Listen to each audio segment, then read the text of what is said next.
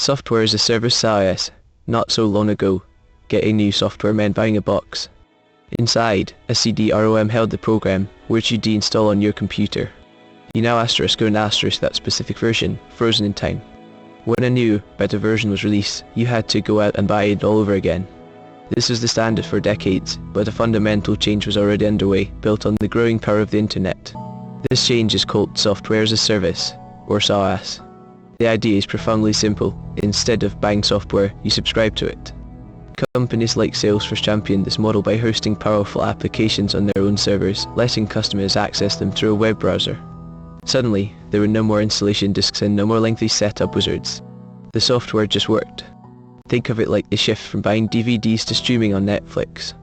With SaaS, the application lives in the cloud, not on your personal machine. This means your files and tools are available from anywhere, on any device with an internet connection.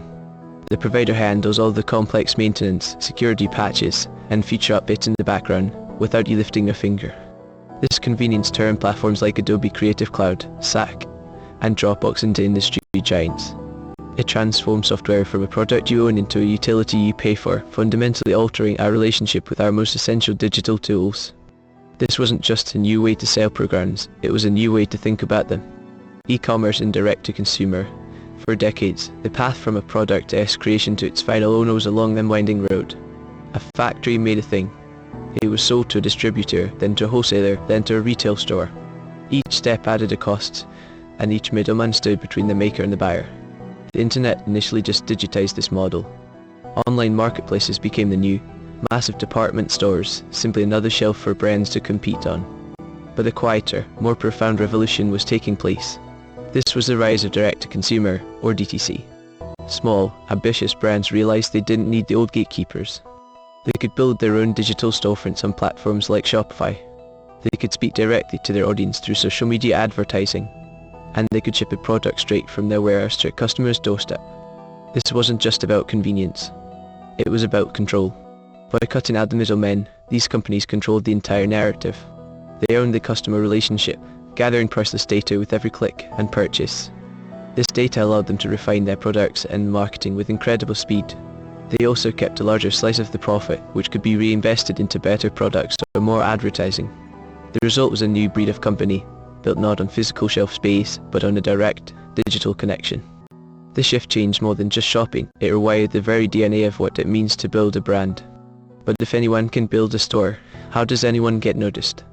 The marketplace model. Imagine you want to sell a handmade chair. Decades ago, your options were limited, a local classified ad, maybe a weekend craft fair.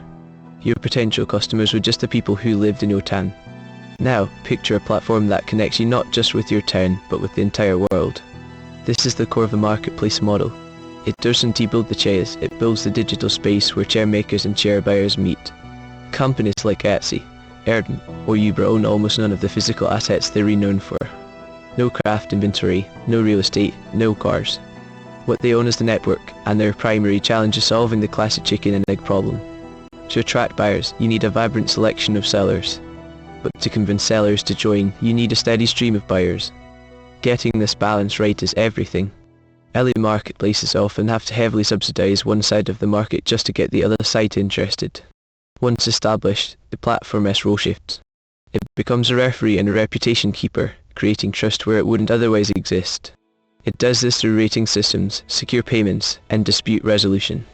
This builds a powerful feedback loop. More trust brings more users, which makes the platform more valuable for everyone. But this concentration of power creates a new dynamic. The platform that started as a simple meeting place now sets all the rules, controlling commissions, visibility, and who is even allowed to participate. For the millions of small businesses that depend on these digital town squares, this raises a critical question: are they partners, or just tenants? The creator economy. For most of human history, a career path was predictable. You worked for a company, a government, or yourself in a traditional trade. The idea of making a living by simply sharing your thoughts, your hobbies, or your life was unimaginable. But over the past 2 decades, a fundamental shift occurred. The internet didn't just connect us, it created a new kind of stage, one where anyone with a camera and a connection could build an audience from their bedroom. This is the foundation of the creator economy, a system built not on traditional employment, but on individual monetization. We see it in YouTubers teaching calculus, streamers broadcasting gameplay, or an artist selling digital prints directly to their followers. They aren't just hobbyists. They are independent businesses, managing revenue from ad splits, brand sponsorships, subscriptions, and merchandise. The platforms provided the distribution. YouTube, Instagram, and TikTok gave creators access to a global audience. Then, services like Patreon and Substack allowed them to build direct financial relationships with their most dedicated fans. This model flipped the old media dynamic. Instead of a few powerful gatekeepers deciding who gets a voice, millions of creators could now broadcast to the world. But this new freedom introduced its own pressures, the relentless demand for content, the volatile algorithms that can make or break a career overnight, and the increasingly blurred lines between a public persona and a private life. It is a system that promises unprecedented opportunity, but it operates on a fragile foundation. Affiliate and performance marketing, you've seen it 1,000 times. A creator reviews a new gadget and says, "Link in the description." A travel blogger recommends a hotel with a convenient booking button. This isn't just a helpful suggestion. It's the visible part of a massive, hidden engine, affiliate marketing. At its core, it is a straightforward commission-based deal. A business gives a unique, trackable link to a partner, the affiliate. When someone clicks that link and makes a purchase, the affiliate earns a cut of the sale. This model is the cornerstone of a much broader strategy called performance marketing. The name is key. Advertisers aren't just paying for potential views or brand awareness. They only pay when a specific, measurable action is completed. They pay for results. These actions are the currency of the system. The most common is a sale, often called cost per sale. But it can also be a customer filling out a contact form, known as cost per lead, or even just a simple click. Each action has a price tag, all meticulously tracked by cookies that follow a user's journey from the affiliate desk content to the final checkout. This turns creators, bloggers, and even large media companies into a sprawling, decentralized sales force for brands. The incentive is direct and powerful. The more you convince your audience to buy, the more you earn. It is an efficient system for businesses, converting marketing budgets directly into. But this direct financial relationship fundamentally changes the nature of online recommendations, blurring the line between authentic advice and a paid endorsement. Subscription models. That monthly charge for your favorite streaming service feels like a modern invention. A simple transaction for endless entertainment. But the idea of paying a recurring fee for access is much older than the internet. Think back to the early 20th century. Milk was delivered to your doorstep for a weekly fee. Newspapers arrived every morning, paid for by the month. This is the original subscription model, a predictable service for a predictable price. It offered stability for the business and convenience for the customer. So what changed? The digital revolution transformed this simple concept. Before, you bought a physical object, a CD, a book, a copy of software on a disk. You owned it. Today, ownership is being systematically replaced by access. Companies realized they could create a more stable, continuous stream of revenue by renting you their service instead of selling you a product once. For a business, this predictable income is the holy grail. For us, the consumer, it feels convenient. A small monthly payment is much easier to stomach than a large upfront cost. This shift plays on our psychology. The small, recurring payments feel almost invisible, blending into our monthly budget without much notice. The set it and forget it nature means we rarely reevaluate the cost. The convenience is undeniable, from software that is always up to date to a library of films at our fingertips. But this convenience has a price. Every app, every service, every platform now wants a piece of that recurring revenue. And as these small payments stack up, we have to wonder how much are we really paying just to access the things we used to own. Real estate, it seems simple enough. A plot of land, 4 walls and a roof. But the term real estate describes two distinct things, legally and economically fused together. First, there is the land itself, the physical ground. It is finite, permanent, and immobile. You cannot create more acreage in a desirable city centre or a quiet coastal town. This inherent scarcity is the primary driver of its enduring value. Then, you have the improvements. The house, the plumbing, the driveway, the fence. Anything man-made that is permanently attached to that land. Together, the land and its improvements form what lawyers call real property. This concept is the bedrock of the entire market. Owning real property means you hold a bundle of powerful legal rights. The right to possess it, to control who comes and goes, to enjoy it peacefully, and, most importantly, to sell your ownership to someone else. This legal framework is what transforms a simple shelter into a tradable financial asset. It becomes an investment vehicle, a store of wealth that, unlike a car or a computer, is expected to appreciate over time. This dual nature is what makes the market so potent and often so volatile. It is both a fundamental human need and a scarce economic good. Entire industries, banking, construction, insurance are built upon this foundation. The system runs on the deeply ingrained human desire to own a piece of the earth, a place to call home. But when a basic necessity is also the world's largest asset class, the lines can get blurry. Whose needs are ultimately being prioritized? Franchising. Walk down any main street in the world, and you'll see them. The same coffee shops, the same sandwich counters, the same golden arches. This isn't just a sign of a massive corporation. It is the product of a specific business arrangement called franchising. At its core, franchising is a deal. The company, the franchisor, has built a successful brand and a proven system for making money. But expanding is expensive and slow. So instead of building every new location themselves, they sell a license to an entrepreneur, the franchisee. This franchisee pays an initial fee, and often a percentage of their ongoing revenue. In exchange, they get a business in a box. They receive the famous logo, the national advertising campaigns, and, most importantly, the operations manual. This is the playbook that dictates everything from the exact temperature of the fryers to the precise script for greeting customers. The burger you buy in Boston must be identical to the one in Boise. This consistency is the foundation of the brand's promise to the customer. But this rigid structure creates a fundamental tension. The franchisee owns the building, hires the staff, and takes on the financial risk. Yet, they have little to no freedom to innovate or adapt to local tastes. They are a captain who owns their ship but must follow a course charted by someone else, thousands of miles away.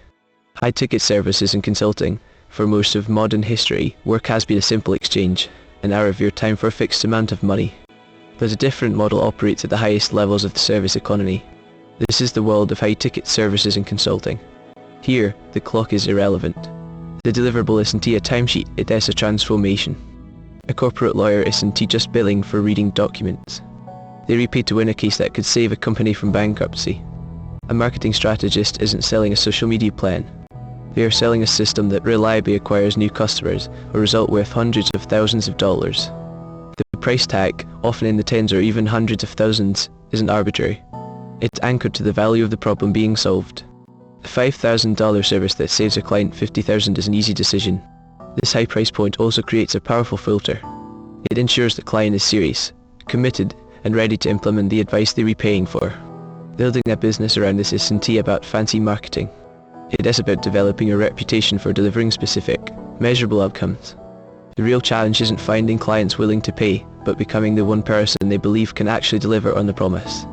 Licensing and IP royalties, that action figure on your shelf, the video game based on a blockbuster film, or the logo on a coffee mug, they all exist because of a powerful, often invisible, agreement.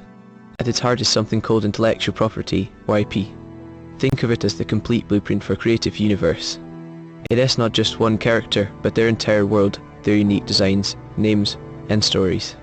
This collection of ideas is a tangible asset, one that can be more valuable than any physical factory or warehouse. So, how does a movie studio get its characters onto a lunchbox? It doesn't build a lunchbox factory. Instead, it licenses its IP. Licensing is essentially renting out your idea. The owner of the IP, called the licensor, grants another company, the licensee, formal permission to use its creation. The agreement is highly specific, outlining exactly which characters can be used, on which products, in which countries, and for how long. In return for this access, the licensee pays royalties. This isn't just a one-time fee, it is a continuous flow of income, typically calculated as a percentage of every single sale. For every $20 action figure sold, the original creator might get between $1 and $3 back. When you multiply that by millions of units sold across hundreds of products worldwide, the numbers become staggering. This system allows a brand to expand into countless markets without investing in the infrastructure. The creators don't need to build the toys or print the t-shirts. They just need to protect their IP and collect the payments. But the agreement is about more than just money. It is a transfer of custody over a piece of culture. Manufacturing and distribution. Inside the controlled environment of the factory, the assembly line moves with a hypnotic rhythm. Robotic arms, guided by lasers, place components with a precision the human hand could never match. Yet, human oversight is critical. Technicians perform spot checks, ensuring every connection is secure, every seam is flawless. This isn't just one factory, but the final stop in a global supply chain. The screen may have arrived from South Korea, the processor from a foundry in Taiwan, a specialized sensor from Germany. Each part undertook its own journey just to get here. Before a single unit is cleared for packaging, it endures a grueling series of tests. It is shaken, heated, and cooled to simulate years of use in a matter of hours. Software diagnostics scan for any hidden flaw in the circuitry. Only the devices that pass every single test earn their place in a box. Once sealed, they become cargo. Thousands of units are stacked onto pallets and loaded into the bellies of cargo planes and the holds of massive container ships. They begin a silent journey across oceans and continents, a migration managed by complex logistics software that tracks their every move. They arrive at regional distribution hubs, vast warehouses where they are sorted and stored. But inside that plain cardboard, a complex piece of technology waits. It has no owner yet. It's simply an object, one of millions, sitting in the dark. Venture and angel investing. Every world-changing company starts as a fragile idea. An idea that needs more than just passion to survive. It needs capital. But banks don't lend money to businesses with no revenue and no assets. So, where does a funder turn? This is where a different kind of investor steps out of the shadows, looking for the next big thing. First check often comes from an angel investor. These are wealthy individuals, frequently successful entrepreneurs themselves, who invest their own personal money. They write checks for $50,000, maybe a few $100,000. They're betting on the founder as much as the idea, offering early guidance and opening their network. It is a high-risk, personal gamble on a company that is little more than a presentation and a prototype. If that startup survives and starts to grow, it will need a much larger injection of cash. This is the world of venture capital. VCs aren't investing their own money. They manage massive funds, hundreds of millions or even billions of dollars, pulled from institutions like pension funds and university endowments. They invest millions at a time, taking a board seat and demanding rigorous reporting. Their goal isn't just to find a successful company, it is to find the one in 100 outlier that will return their entire fund and more. For the founder, this is the fundamental bargain. They trade a piece of their ownership, a slice of their dream, for the fuel to build an empire. This decision creates a high-stakes partnership, where both sides are chasing an astronomical outcome against incredible odds. But giving up that equity means relinquishing control, a choice that will shape the company's destiny forever.